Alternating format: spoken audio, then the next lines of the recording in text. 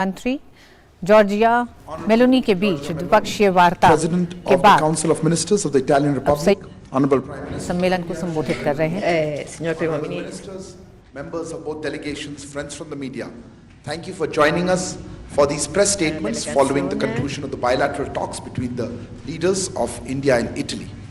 We will now begin with the press statements. May I request Honorable Prime Minister Shri Narendra Modi to make his remarks to the media. Sir. Your Excellency, Prime Minister Meloni, दोनों देशों के delegates, media के साथियों, नमस्कार। प्रधानमंत्री Meloni की पहली भारत यात्रा पर मैं उनका और उनके डेलीगेशन का भारत में हार्दिक स्वागत करता हूं। पिछले वर्ष के चुनावों में इटली के नागरिकों ने उन्हें प्रथम महिला एवं सबसे युवा प्रधानमंत्री के रूप में चुना। इस ऐतिहासिक उपलब्धि पर मैं उन्हें सभी भारतवासियों की ओर से बहुत बहुत बधाई और शुभकामनाएं देता हूं। उनके कार्यभार संभालने के कुछ दिनों बाद ही बाली में G20 समिट के दौरान हमारी पहली बैठक हुई थी।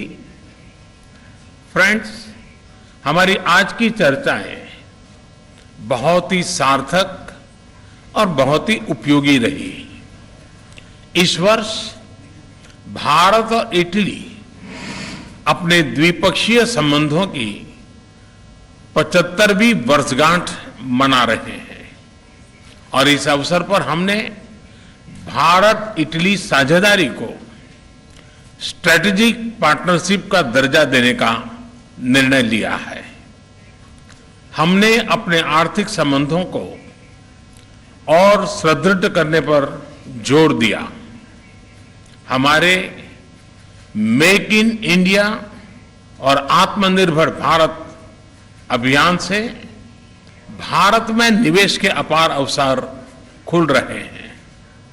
हमने renewable energy, green hydrogen, IT, semiconductors, telecom, space जैसे क्षेत्रों में सहयोग बढ़ाने पर विशेष जोर दिया।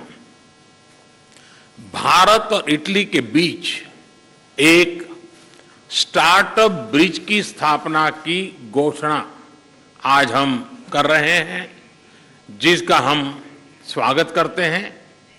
फ्रेंड्स, एक और क्षेत्र है जो दोनों देश एक नया अध्याय शुरू कर रहे हैं और वो है रक्षा सहयोग का।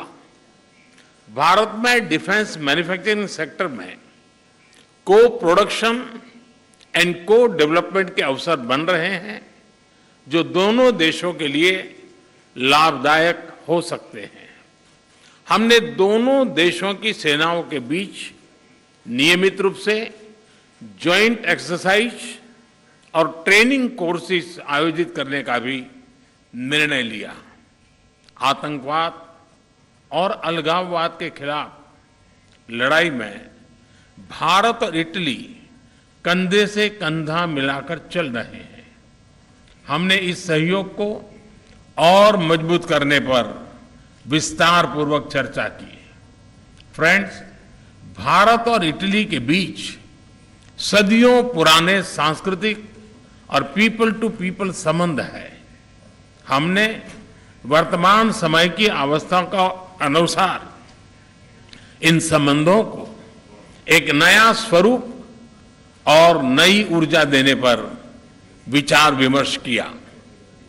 दोनों देशों के बीच migration and mobility partnership agreement पर चर्चा चल रही, उस पर जो चल रही वार्ता का विशेष महत्व है।